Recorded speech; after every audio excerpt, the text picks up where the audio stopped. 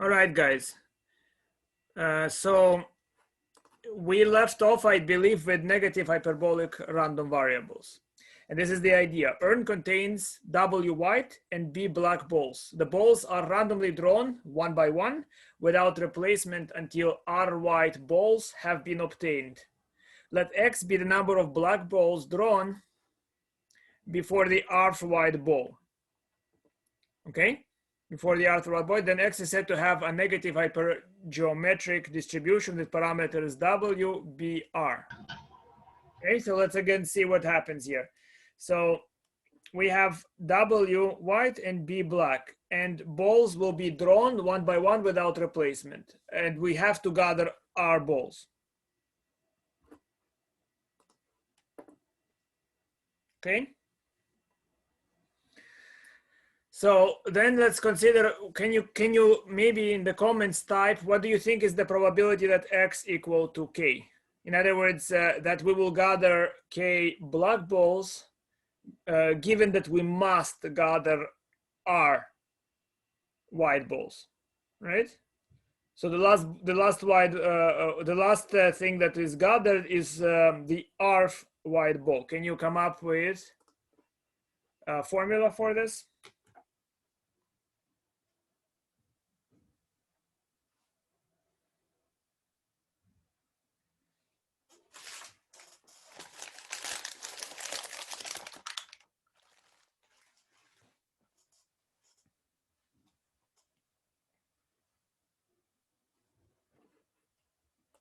Type it in the comments if you can. Or if you have questions, let me know.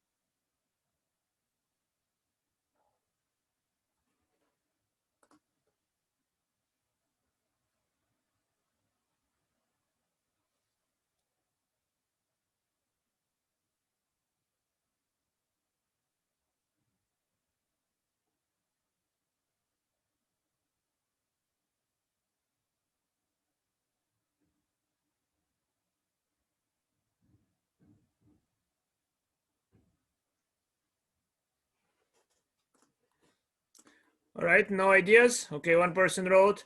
What is the question? The question is this. So we look at negative hypergeometric random variables.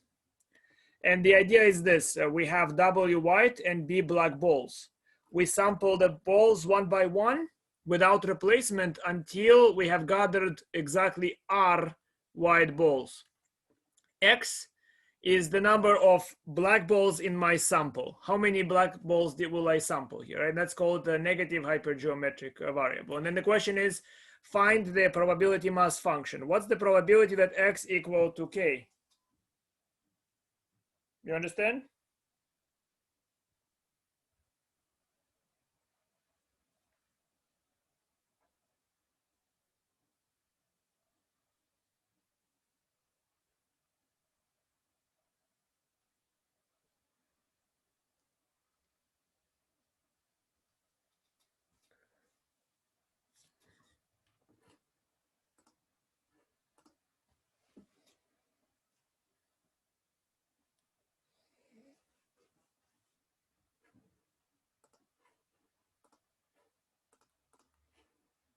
All right, let me help you then, I suppose. Okay, so again, you have to think of a Kafka protocol. Here is the Kafka protocol that I will consider.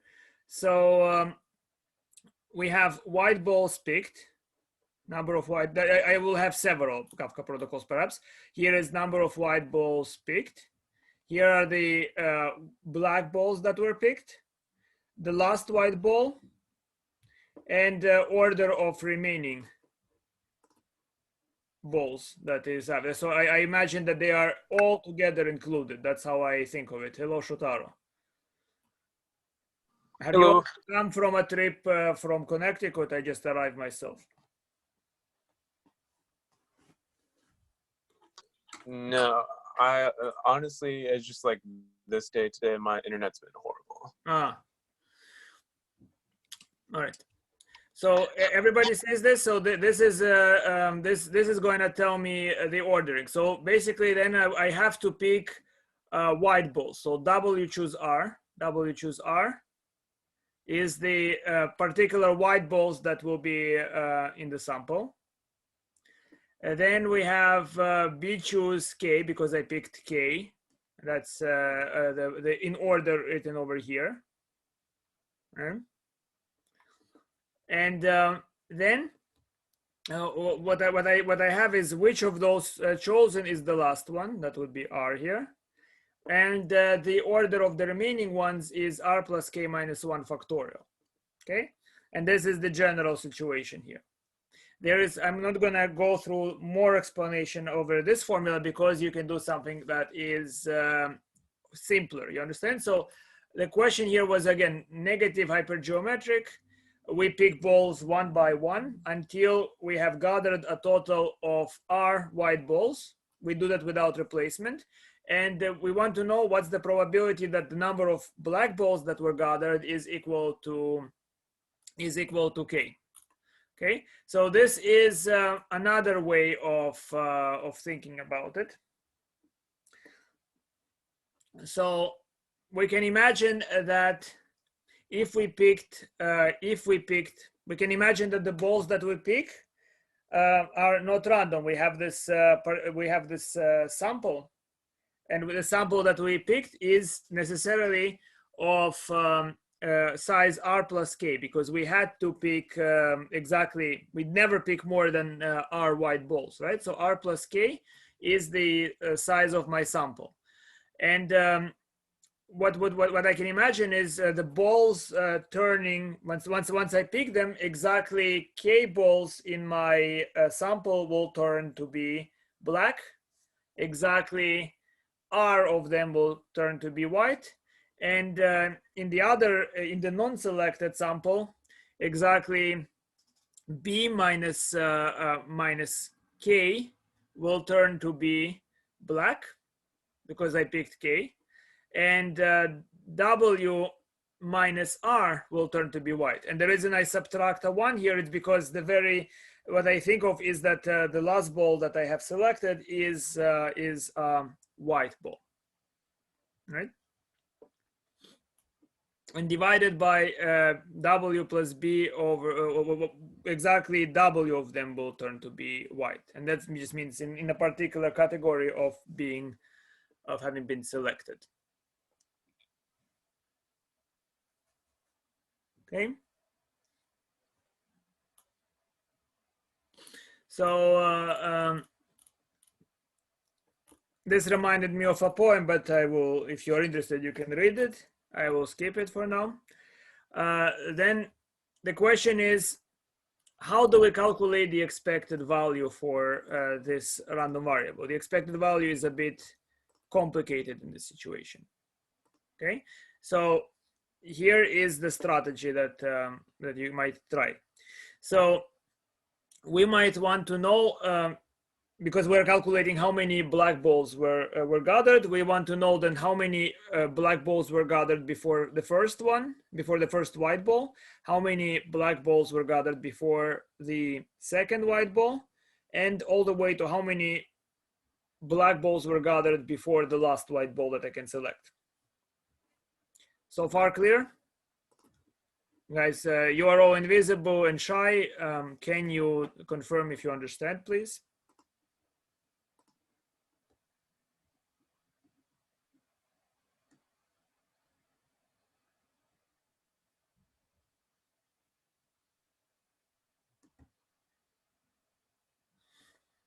Totally confused, understand, any sort of human reaction is nice.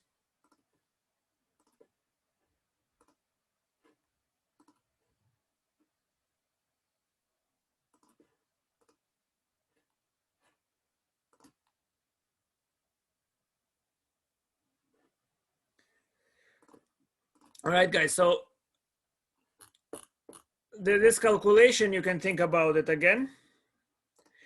For the expected value, we are interested in knowing what's the average number of black balls that we pick in my sample, provided that I select without replacement, and provided that I must select exactly R white balls. And the question is, what is the average number of black balls that will be picked? Is the question clear?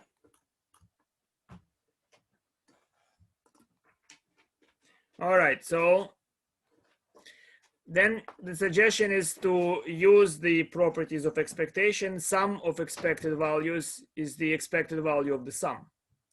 So then I think of the variable x, right? Variable x will have indicator variables x1, how many black balls were selected before first white, how many black balls selected before second white, all the way to how many black balls were selected before or between the R-1th and R white ball.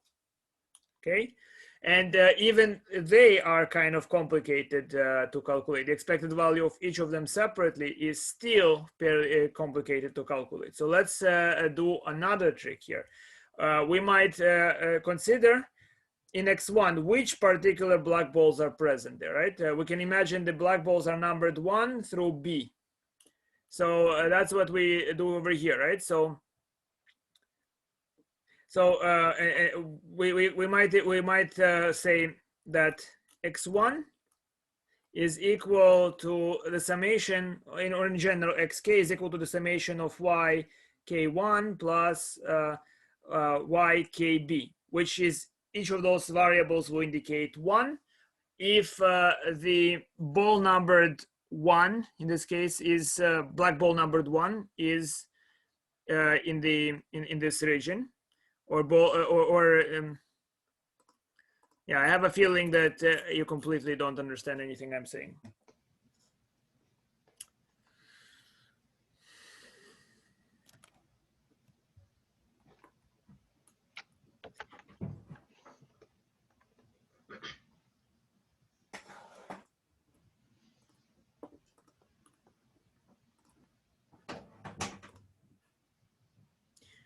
Hello, guys. Sorry, I was in an exam. Yeah, somebody told me. Thanks. Glad to see you. So again, we are calculating the expected value of a hypergeometric random variable. What does it mean? It means that we have a collection of W white balls and B black balls. And the balls will be sampled without replacement until a total of R white balls is gathered. And the negative hypergeometric distribution is the distribution of how many black balls were gathered. So I want to know what, on average, how many black balls were gathered. Any questions?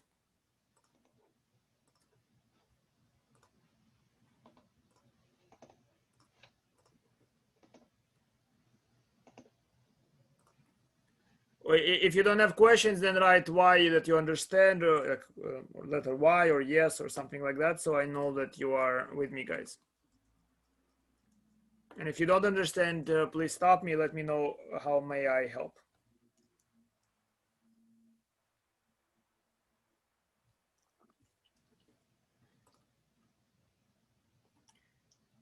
Okay, what about the rest of you?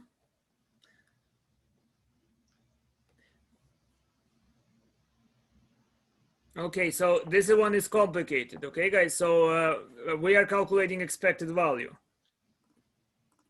So first of all, do you understand the conditions? Do you understand what we are asking, right? And then now we are going to try to compute the average number, the expected number of black balls that will be gathered.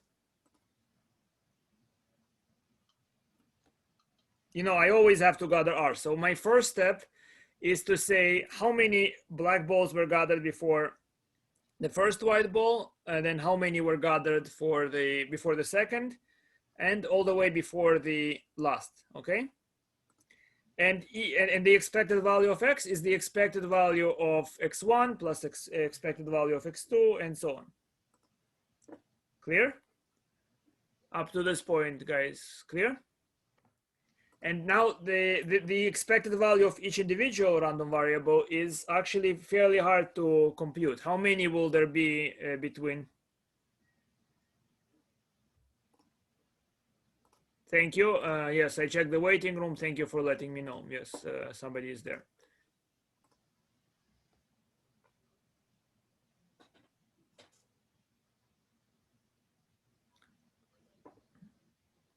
Good. So then the question is, how do I calculate the expected value of X1, of X2, etc.? So this is now the next idea. What I can imagine is that I want to know, let's say, is the first ball. The black balls can be labeled as ball number one black ball, second black ball, third black ball, third black ball, and so on, okay? All the way to the B black ball. And then for, let's say, X1, I can do this. So for X1, I can write, for X1, I can write it as Y11 plus Y12 plus Y13 all the way to Y1B. Where what does each of them mean? So Y11 is basically going to be equal to 1 if black ball numbered 1 is in first sample. Damn. Okay, and 0 otherwise. Do you understand, guys?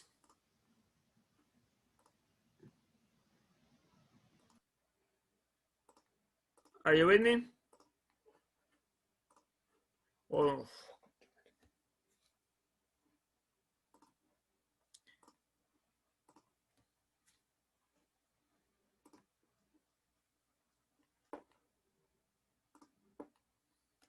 Okay, so we can do that for all of them. Now the question is, what is the expected value of Y11?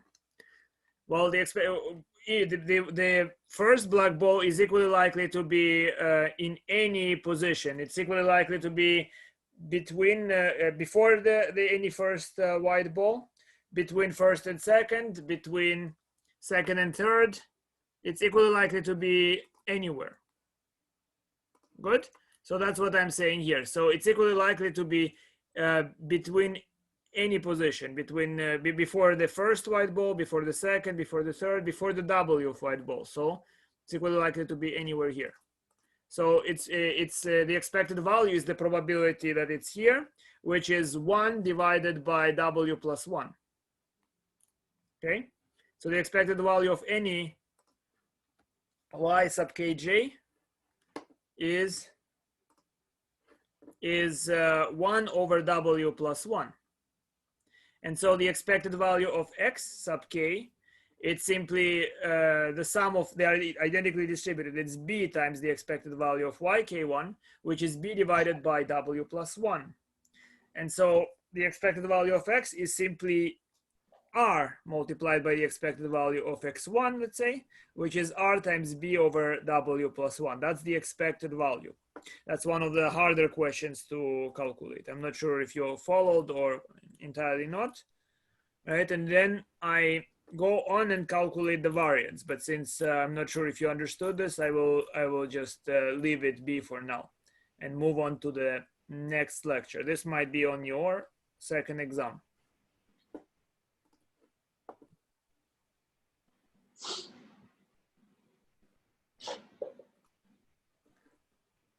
All right. Is it lecture 8? Yes.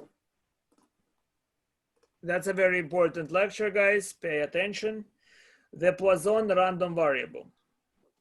A random variable x that takes on one of the values 0, 1, 2 onwards. All the non-negative integers is said to be a Poisson variable with parameter lambda if the probability that x equal to k is e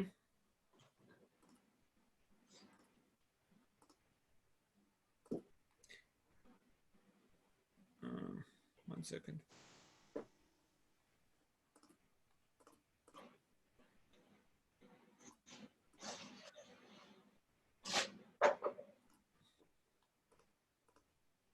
All right, hello Naomi, nice to see you.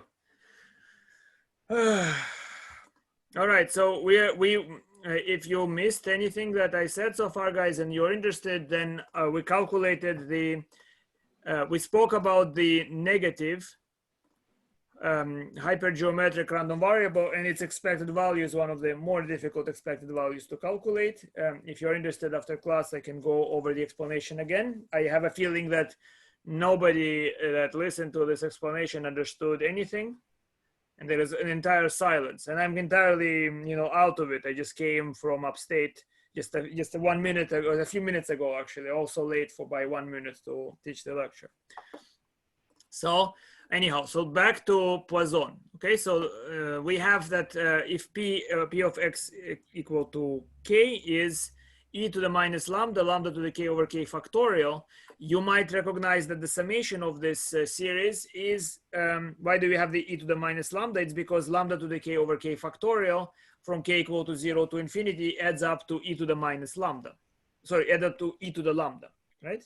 And then if you multiply it by e to the minus lambda, you cancel everything to 1. Good? So why is Poisson a distribution that you might consider?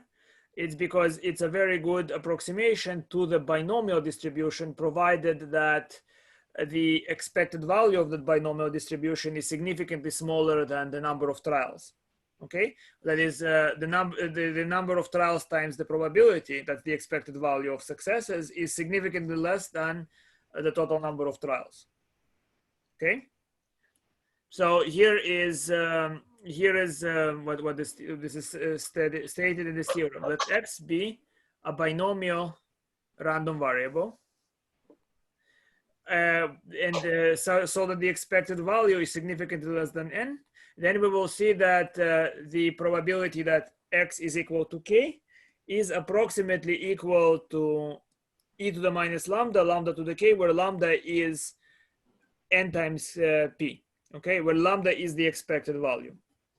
Okay, are you ready? Ask me questions, guys, because otherwise I feel like I'm teaching a morning calculus course. Right? They completely don't talk to me. In the evening they like me, but yeah, I'm expecting from probability students something better.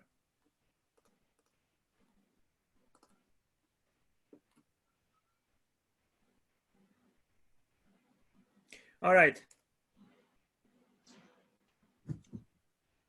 So here is the proof.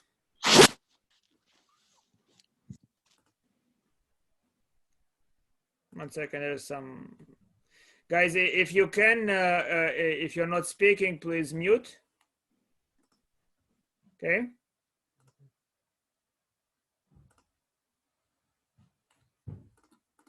Anyone needs to see the cat before I let him out? All right, then yes, okay. He was running around. He's actually running. He's escaping from me. Come on, come on, here. Here. So he was running around the entire place, distracting me. So here, say goodbye to him.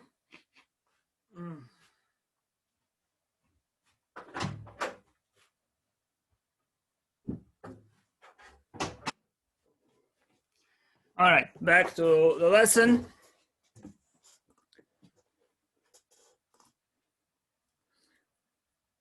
Yes.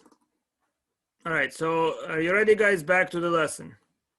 So the probability that x equal to k is n choose k, p to the k, 1 minus p to the n minus k. Agreed?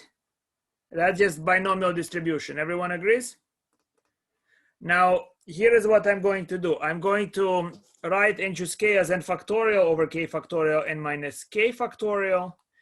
And then you see, I can divide by n minus k factorial, and I get n minus 1, n minus k plus 1, all the way to n minus k plus 1 divided by k factorial. So far, good? Now, I can write, instead of p, I can write n multiplied by p divided by p, by n, sorry, right? N multiplied by p divided by n. And I do that for this p as well. And then what do I have? Look at it. When I expand this in the power of k, np here, everywhere I see np, I write lambda. Okay, so what is this part? This is lambda to the k divided by n to the power of k, which I place underneath here, right? So this part becomes lambda to the k divided by n to the power of k. What is this becoming? There is n minus k here, so I can write it as 1 minus lambda divided by n to the power of n divided by 1 minus lambda over n to the power of k. And this k factorial I place outside. Look at it carefully. Do you see? Everyone sees it? Good. Okay. And then what do I see here? Here I see n minus 1 divided by n, n minus 2 divided by n, blah, blah, blah, n minus k plus 1 divided by n. Now, what would happen if k, probability x equal to k, if k is significantly smaller than n, then all of those numbers are approximately 1. You see, this is approximately 1, this is approximately 1. If n minus k plus 1 is significantly, so if k is significantly smaller than n, then this ratio is approximately 1. Good. And this ratio in the denominator is also approximately 1 because lambda is a small number, right? It's not going to really interfere with n crushing it to 0. Right? Lambda over n is, you're expecting it to be nearly 0, and it's really like essentially 1 to the power of k on the denominator.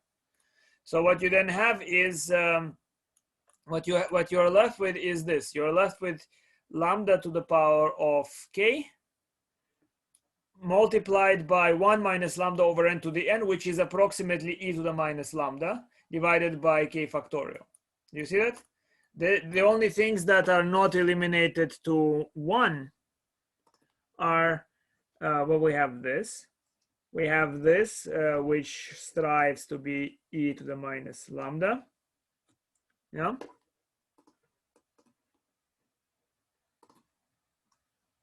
Yes. And we have this that does not disappear.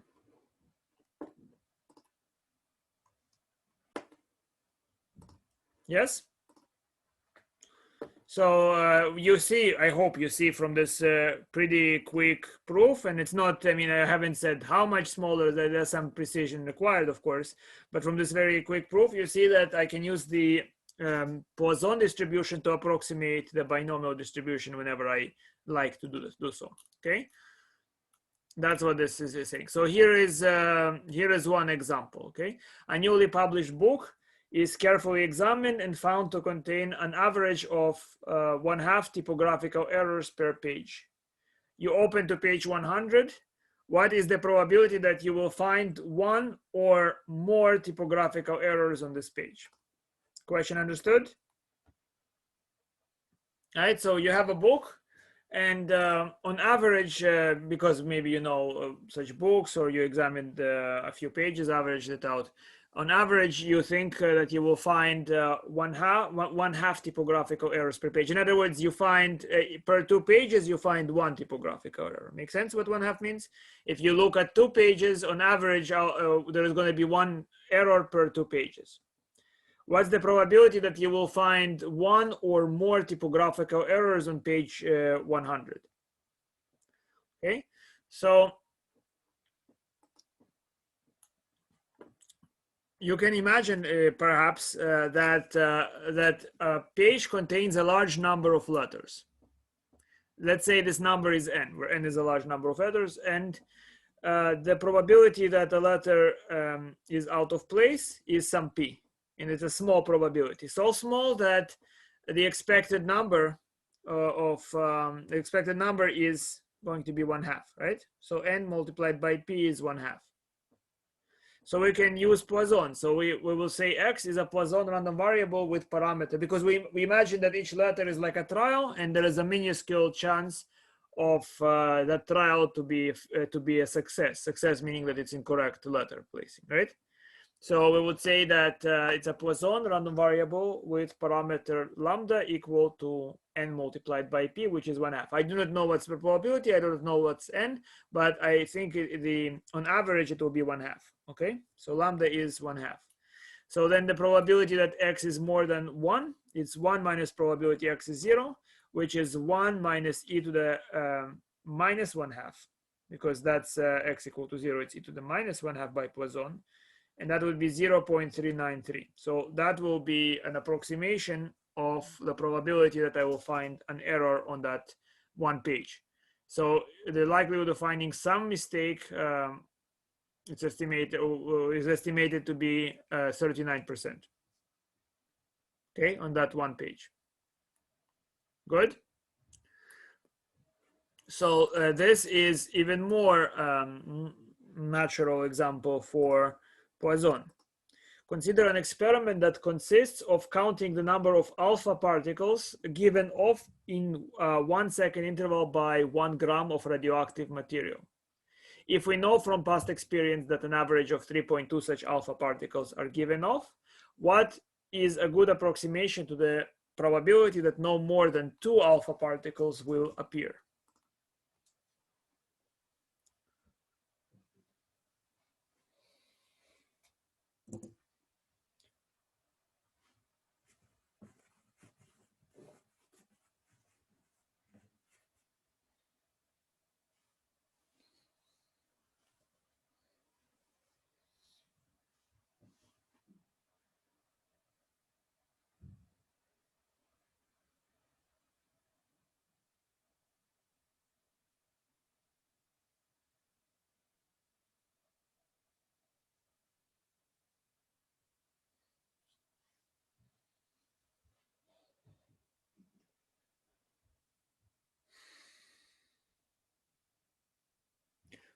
So if in case you're confused by this question, guys, what's happening here? You can imagine that that you have many atoms, and each atom is like an experiment, and this atom will either emit an alpha particle or not, and that's completely random, and you do not know with what probability, and each atom does that independently of the other atoms. Make sense? And then by observing this this material, I see that on average 3.2 alpha particles are given off. In other words, on average, 3.2 atoms or something release the alpha particle or something, or maybe produce success.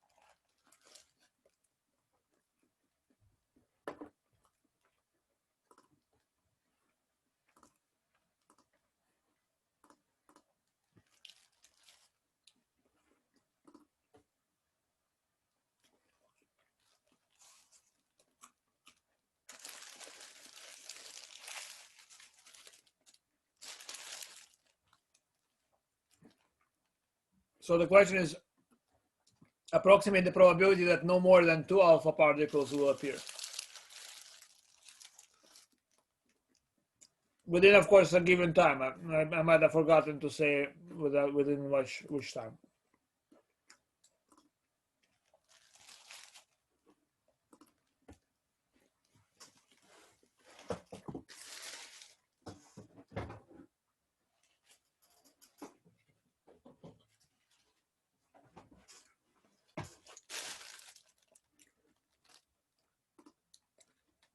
All right, thank you, Naomi.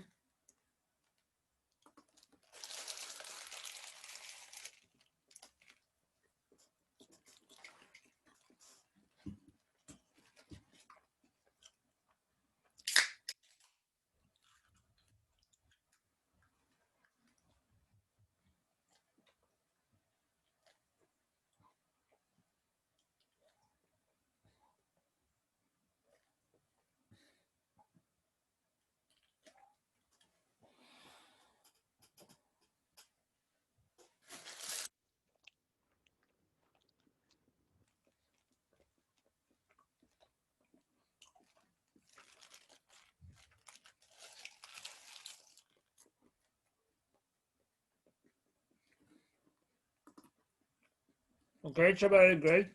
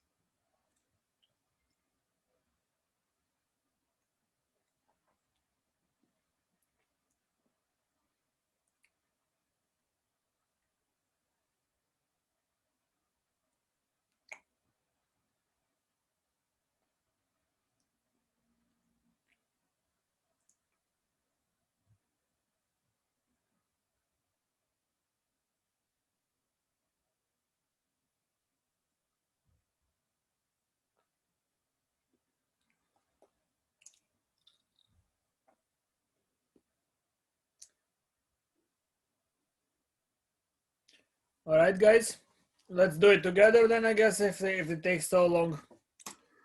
So this is the idea. There is I forgot, of course, to mention there must be a time interval, right? Because you know, in how long? On average, in let's say 1 week, 1 day. So here, 1 gram of matter contains huge many atoms. Let's say atom 1, atom 2, all the way to atom n. Each atom is like a trial. It either releases alpha particle, success, or fails to release an alpha particle, failure. So we have this notion of a binomial distribution, yes? Now, you can see that the number of atoms is millions, billions, right? So many trials, but only 3.2. The average probability multiplied by the number of trials is 3.2, which means probability is very low, very small, even compared to the huge many atoms, right? Each of them individually will release an alpha particle. It's very unlikely it will happen. Clear? So n multiplied by p is what we know. Number of atoms, which is not known, probability, which is not known, it's 3.2, the average. So according to the Poisson random variable, we can use it here. We can say that lambda, that's the average here, equal to 3.2. So probability that x is less than or equal to 2 is probability x is 0, or x is 1, or x is 2, which is e to the minus 3.2 plus e to the minus 3.2 times 3.2 plus e to the minus 3.2 times 3.2 squared over 2. Good. And when I average it all out, I get something like 0.3799. Good. Here is another question. Ready? Every day, 1 million people decide whether or not to visit a particular website, assuming that each person makes that decision to log on independently with probability p equal to 2 multiplied by 10 to the minus 6. Estimate the probability of at least 3 visits. Okay? So there are 1 million people in some community, and each of them visits with probability 2 divided by 1 million. So estimate the probability that at least 3 visits are going to happen today.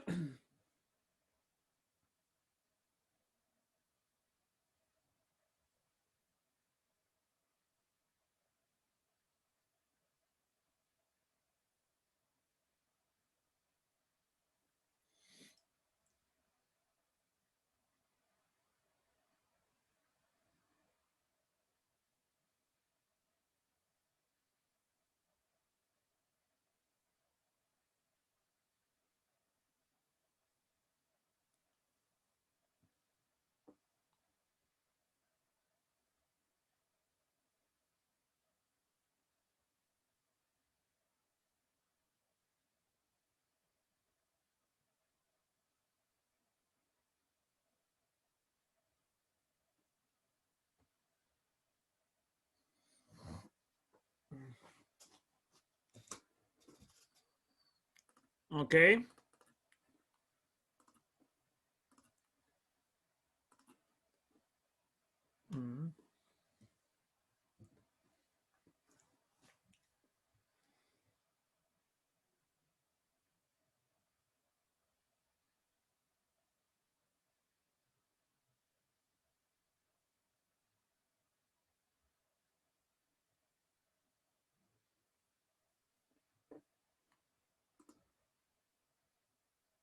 Okay, Chabeli.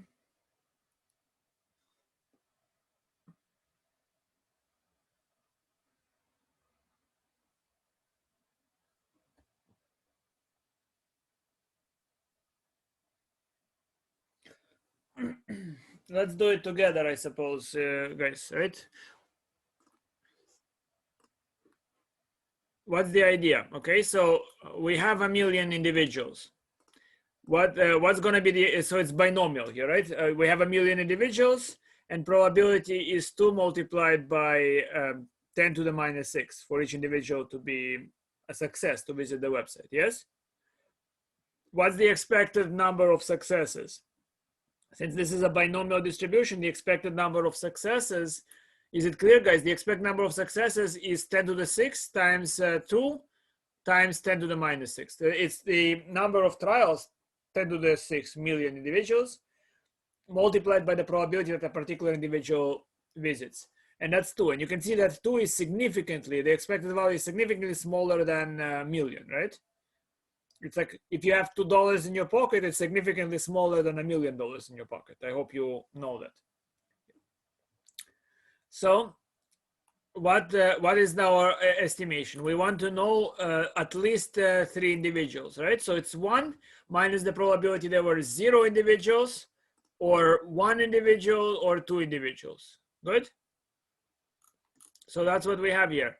So probability that x is less than or equal to 3 is 1 minus probability that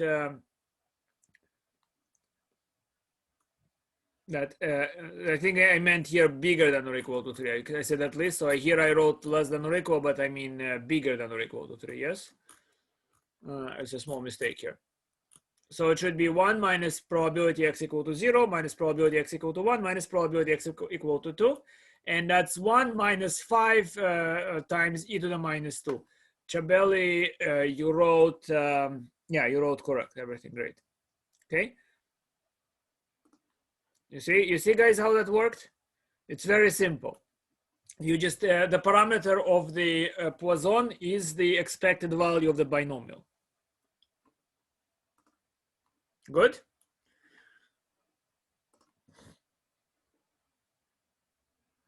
All right, guys, it's really lonely and sad without hearing your voices or seeing your participation. I mean, right? Tell me if something is not clear.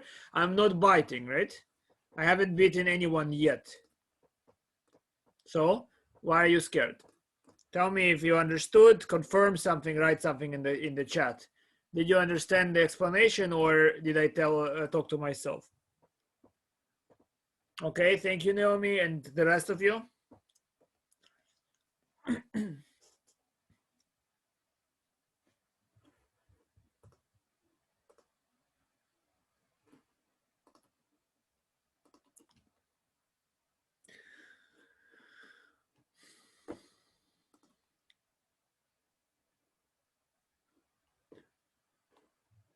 One, two, three. I do have 13 individuals, right? Only 3 understood. If you didn't understand, guys, let me ask, just ask me, what can I repeat? How can I help you?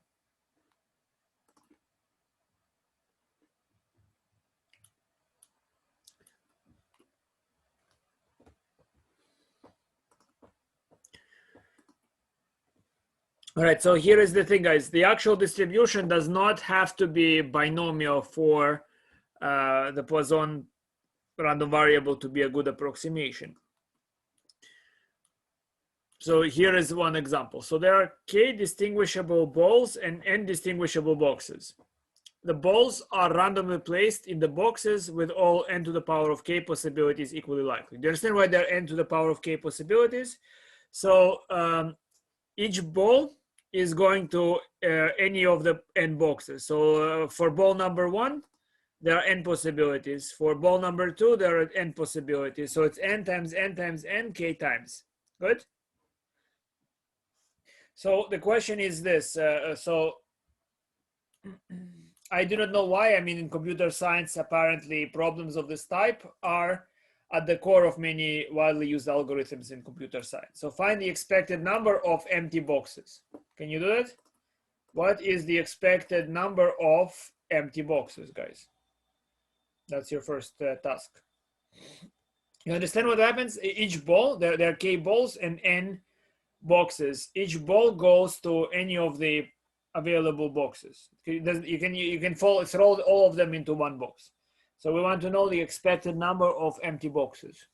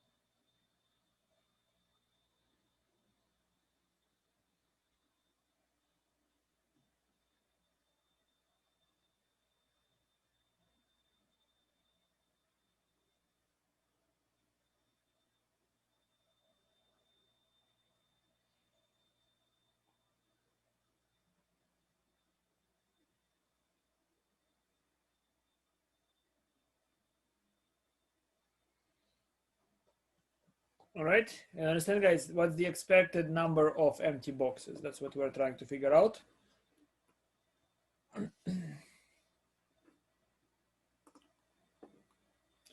Okay, Naomi, interesting.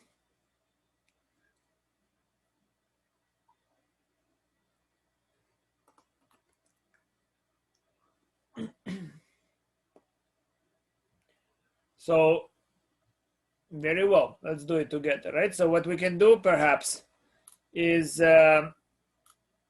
first of all, assign random variables. Xj is equal to 1 if the box is empty, if the j box is empty, and 0 otherwise, yes?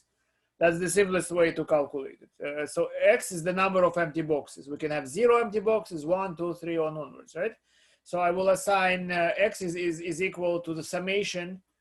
You know, it would add the boxes x1, x2, x3 all the way to xn, right? So it's n multiplied by expected value of x1, and the expected of x1 is it means that it's the probability that all balls go to a different box. So they cannot go to first box. So they have n-1 possibilities, right? So they choose n-1 possibility. So it's n-1 divided by n to the power of k. Everybody sees that? So its denominator is n to the k, but numerator is n-1, n-1, n-1, because each ball goes to a different box. So altogether it's n multiplied by parentheses 1 minus 1 over n to the power of k. Now, what is the probability that at least one box is empty? Probability of at least one box being empty.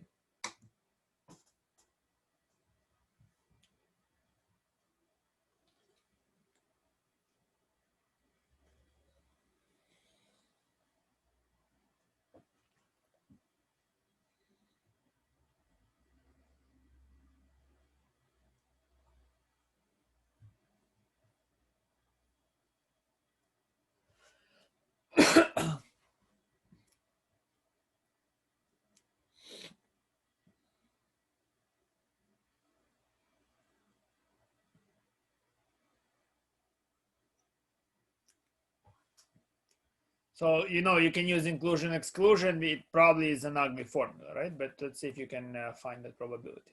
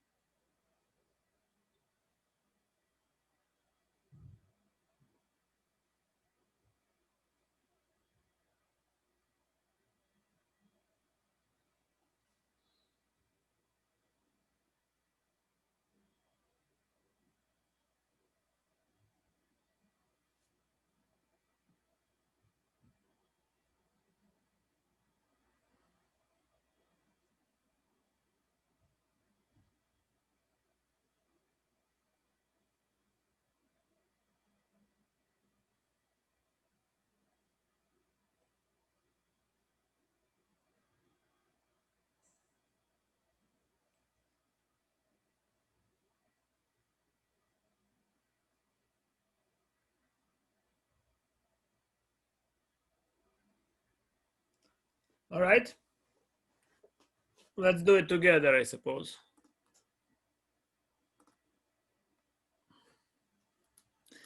So B, okay, guys, the use of inclusion exclusion formula is probably suggested, advised. So we are going to say, let Ej be the event that J of box is empty. So the desired probability is E1 or E2 or all the way to En, right? And they are not necessarily disjoint. So that would be, by the inclusion-exclusion formula, summation R equal to 1 to N, minus 1 to the R plus 1, and you choose the particular boxes that are empty and calculate the probability. Now, you see, any particular choice of R boxes, well, the probability will be the same if I replace it by probability E1 ER by symmetry, right? So there are n choose R times probability E1 ER, and the probability that those particular boxes are empty is that it's n minus R divided by n to the power of k. So that's the formula. Do you see that? It's very simple, guys. Just inclusion, exclusion. The formula, of course, to actually carry calculations can be a bit ugly, but it's a correct formula. Now, let's see if you can do this one, guys. Let n be equal to 1000 and k equal to 5806. So we have 5806 and we have balls, and we have 1000 boxes. Find a good approximation that at least one box is empty. You see, so in B, we calculated the probability exactly, and now in C, we're going to try to see what would be an approximation if n is equal to 1000.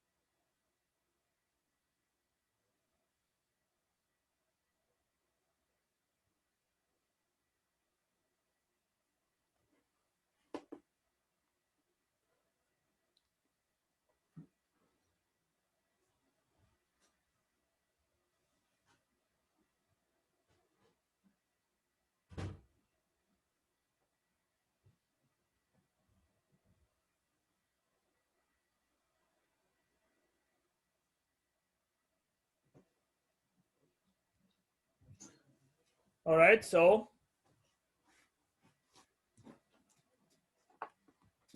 what's going on with you guys? Let's do it together. N equal to 1000, K equal to 5000. You see, so we already calculated expected number of F empty boxes, right? Let's calculate how many empty boxes do we expect. So if n is equal to 1000 and k is equal to 5806, so it will be something like this. It will be 1000 times 1 minus 1 over 1000 to the power of 1000 to the power of 5806. Yes, that's from a calculation in A. We calculate the expected value. Here it is. Yes, from this calculation, it's the number of boxes 1 minus 1 over the number of boxes to the power of number of balls. Okay, so that's my expected value here as well. And what do I get? I get that this is simply, what is this, guys, right? So this is, I can factor out 1000, so that would be this number to the power of 1000 is e to the it's e to the minus 1 times 5.806. So this is 1000 times e to the minus 5.806, and when you multiply you get 3, approximately 3. So the average number of empty boxes is approximately 3. So we're going to use the Poisson variable where lambda is equal to 3. And the probability that x is bigger than 1 is 1 minus probability x equal to 0, which is 1, which is approximately, this is the x is the actual random variable, and y is the Poisson approximation. So it's approximately 1 minus e to the minus 3, and that's approximately 95%. Good? Do you remember the birthday problem, guys, right? So if n people are in a room, what should be the minimal number of people to make it at least 50% likely that at least 2 people share a birthday? So we can do that using Poisson. If n people are present, there are n choose 2 birthday comparisons. I can imagine a trial to be, if I have n people, n choose 2 is the number of trials, right? And the probability of an individual match is 1 over 365, because if I pick 2 individuals, the possible birthdays that they can have, both of them, is 365 squared combinations of birthdays, right? So first person has this day, second person has whatever day, and they can match on 365 days. So it's 1 over 365 is the probability of success. So n choose 2 multiplied by 1 over 365 is n times n minus 1 divided by 2 times 365, and that will be my lambda. Yes? And then what's the probability that e to the minus lambda? Probability of 0 success is approximately e to the minus lambda. Now, when is e to the minus lambda less than 1/2? It's whenever p to the y equal to 0 is less than 1/2. So just doing the calculation, I see that n should be bigger than or equal than 23. From here, it's just algebra. You see, you just have this 1/2 bigger than or equal to e to the minus n and minus 1 over 2 times 365. And then calculating, you get n must be bigger than 23.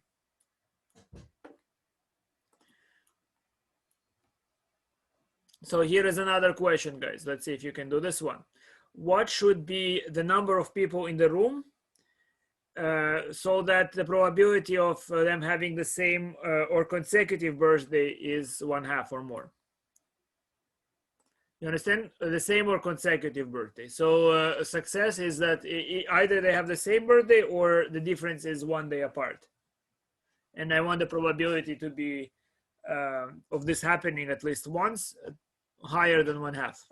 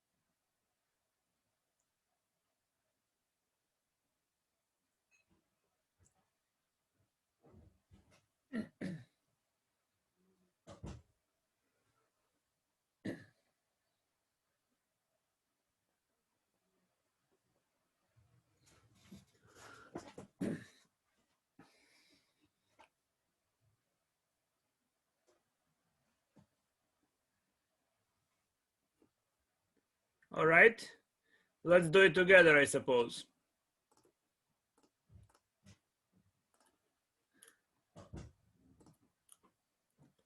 So there are just as before, n choose 2 trials. If you have n individuals, n choose 2 trials. Do you agree? But this time, the probability of success is 3 multiplied by 365 divided by 365. Why 3? Because the two people have, the two people have a possibility of having the number of birthdays for 2 individuals is 365 squared. Do you agree? First individual can select any of the 365 days to have a birthday, and the next individual can do the same. So there are 365 squared possible birthdays.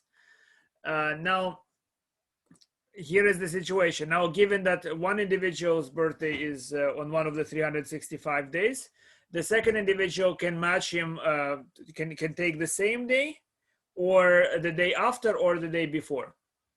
Okay? Do you understand how the 3 came about? Why it's 3 over here? So when we select 2 individuals, we have individual with a smaller number and individual with a larger number. Individual with a smaller number picks a birthday. There are 365 choices for him to pick a birthday. The second individual can pick a birthday the day after, the day before, or the same day. So that's consecutive. We can imagine that if it's, we would consider it consecutive if it's December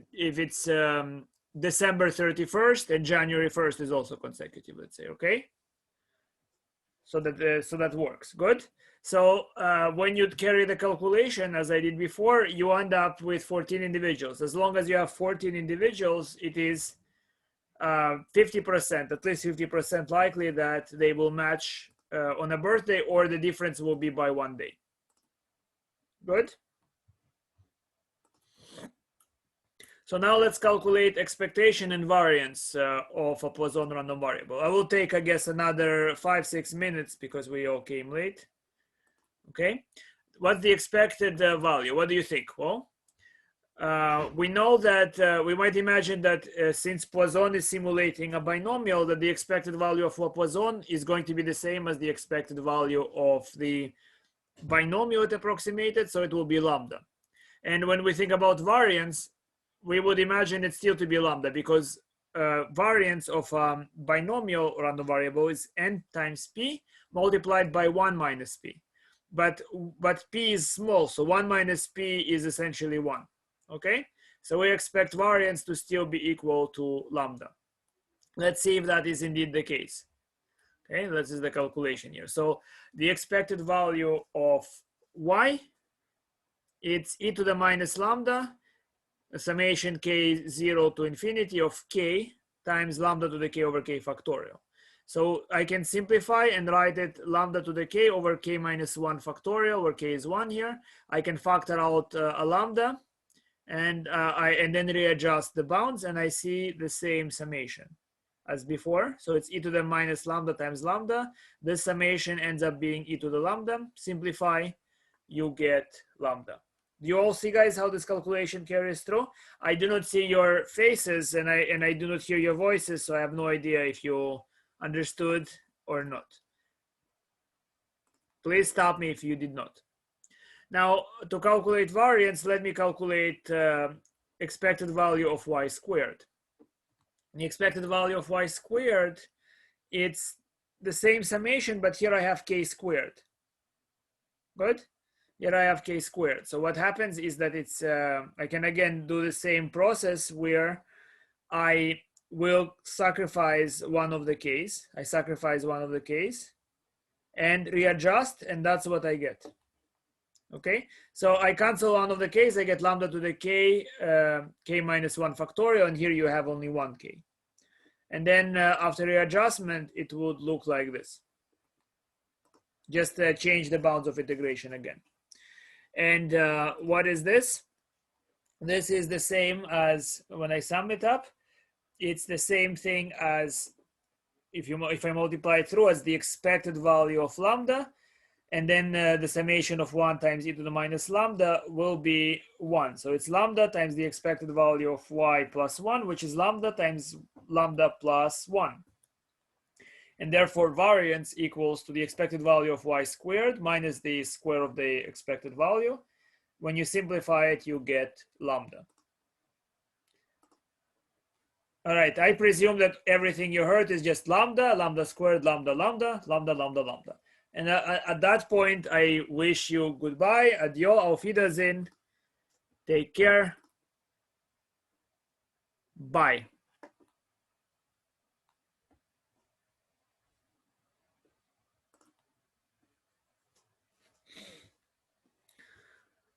Guys, you can always ask me questions if you don't understand something, right?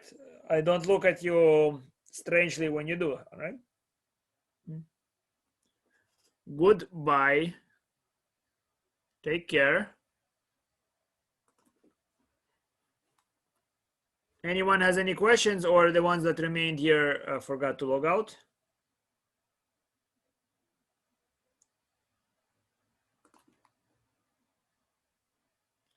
Goodbye, guys.